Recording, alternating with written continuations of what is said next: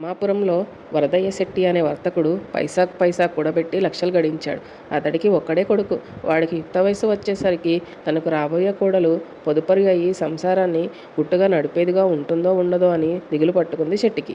తనకు కావలసిన లక్షణాలు గల పిల్ల కోసం ఆయన కొడుకును వెంటబెట్టుకొని ఊళ్ళ వెంట బయలుదేరాడు. ఎన్నో సంబంధాలు చూశాడు శెట్టి.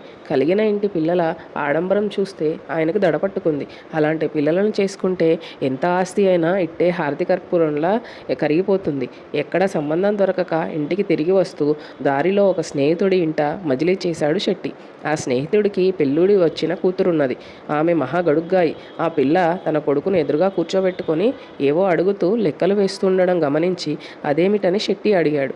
ఏం లేదండి, మీరు మీ అబ్బాయి పెళ్లి కోసం చాలా తిరిగి కొంత డబ్బు ఖర్చు చేశారు కదా, మీరు మా ఇంటికి వచ్చినందుకు మాకు ఖర్చు అవుతున్నది కదా, ఈ నష్టాలను ఎలా పూడ్చాలని మీ అబ్బాయితో ఆలోచిస్తున్నాను అన్నదా పిల్ల.